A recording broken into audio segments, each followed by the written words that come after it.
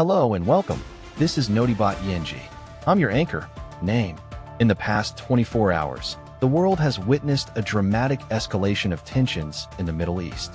The Iran war rages on, with the Strait of Hormuz still blocked. The US-Iran standoff continues, with President Trump pushing for a deal. We'll take you through the latest developments, from the US Senate's response to Trump's Iran policy to the escalating violence on the ground in Iran. Stay with us for a comprehensive recap of the key events shaping the region.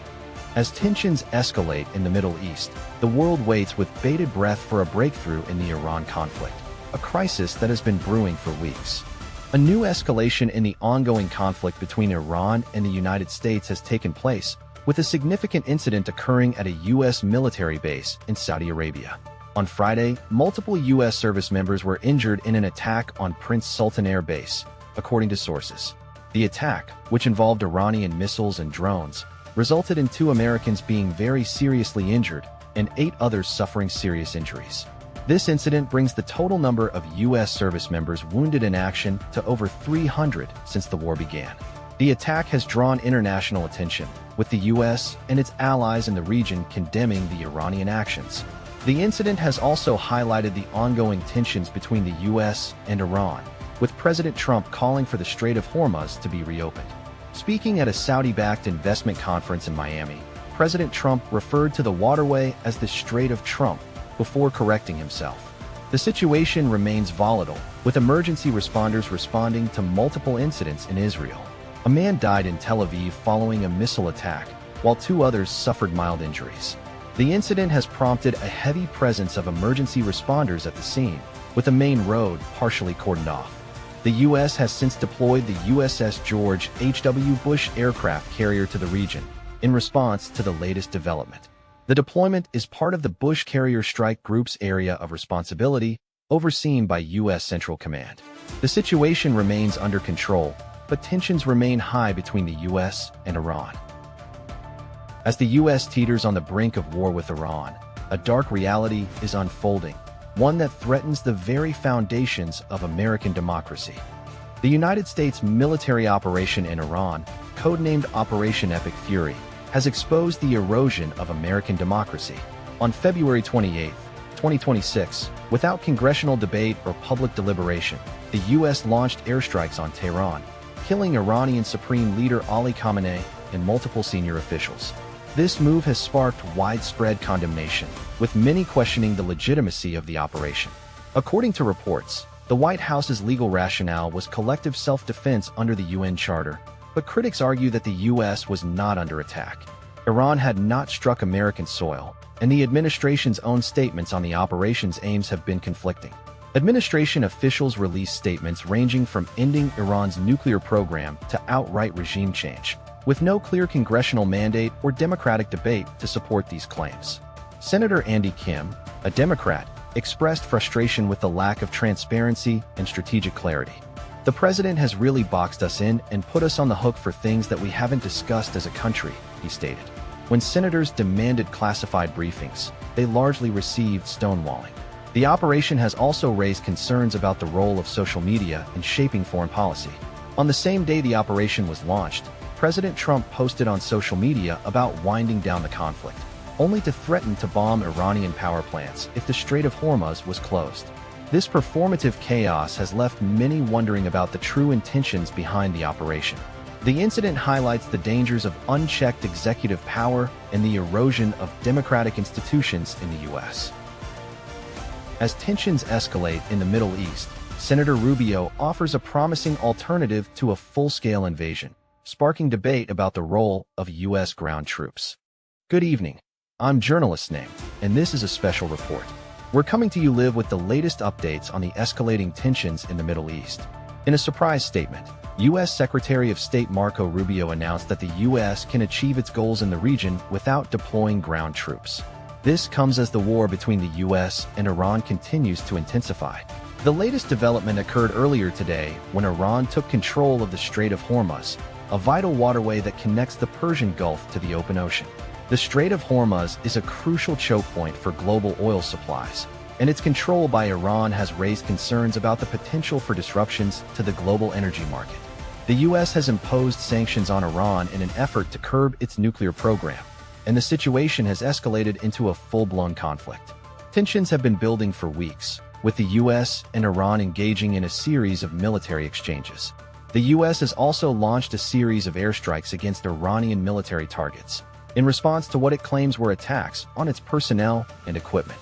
Iran has vowed to retaliate, and the situation remains volatile.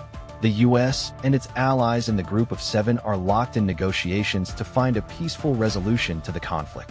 But with the situation on the ground deteriorating by the hour, it's unclear what the outcome of these talks will be. We'll continue to bring you updates as more information becomes available.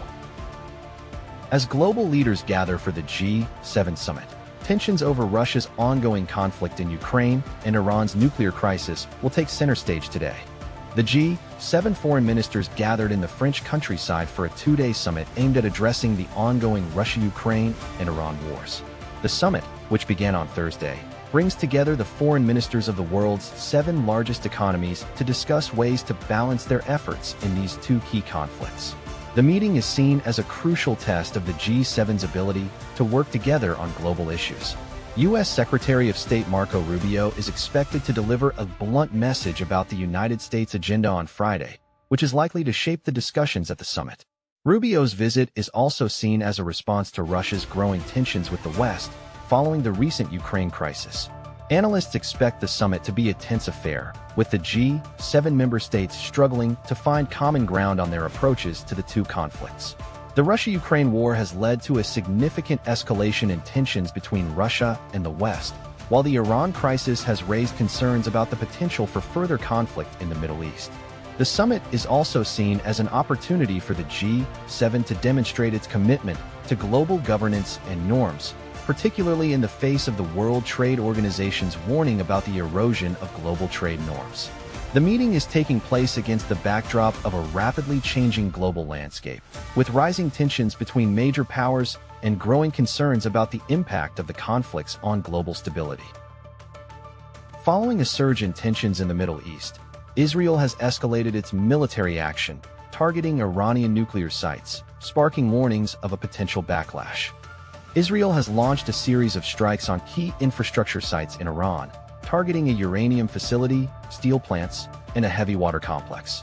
The Israeli military confirmed the strikes, describing them as a unique facility in Iran's nuclear infrastructure. Iran's Atomic Energy Organization confirmed the strikes, but reported no casualties or radiation leaks. The assault by the Israeli army was part of a broad wave of attacks on sites across the country, with strikes also hitting areas in and around Tehran, the city of Kashan, and Al-Waz. The Khandab heavy water complex in central Iran was also hit, as well as 2 major steel plants, the Khuzestan steel facility and the Mobarak steel complex in Isfahan. Iran's foreign minister, Abbas Araghchi, warned that Iran will exact a heavy price for the Israeli attacks on several important infrastructure sites. The strikes come as regional diplomats have been attempting to broker an agreement to halt the joint U.S.-Israeli war on Iran. The conflict, which began on February 28, has already resulted in the deaths of over 1,900 people, with U.S.-Israeli strikes also damaging at least 120 museums and historical sites across the country. The international community has been watching the situation closely, with many Iranians increasingly viewing the war as an assault on their country. The strikes have significant implications for the region and the global community, and will likely fuel further tensions between Iran and its adversaries. As tensions escalate between the U.S. and Iran, the situation is taking a deadly turn, with reports emerging of violent clashes in multiple cities. The conflict between Iran, the U.S., and Israel has been ongoing for nearly a month, with no clear endpoint in sight. The situation on the ground is becoming increasingly dire, with heavily armed state forces controlling the streets of Tehran and other major cities. The Iranian Revolutionary Guard Corps, IRGC, has been deploying checkpoints, roadblocks, and patrols, some of which are manned by masked forces wielding assault rifles and machine guns. The U.S. and Israel have been launching more strikes against these checkpoints and patrols, which have been targeted by deadly drone strikes over the past 2 weeks.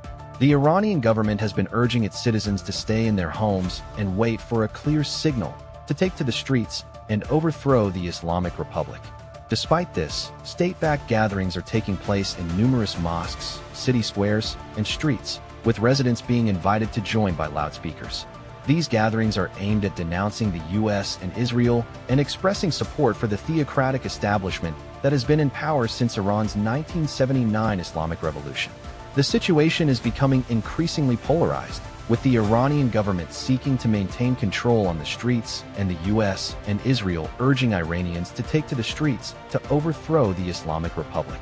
The involvement of the U.S. and Israel in the conflict raises concerns about the potential for a wider war in the region. The Iranian government has repeatedly threatened to retaliate against any further attacks, and the situation is becoming increasingly volatile. As the conflict continues to escalate, the international community is holding its breath, waiting to see what the next move will be. That's all for tonight's news recap.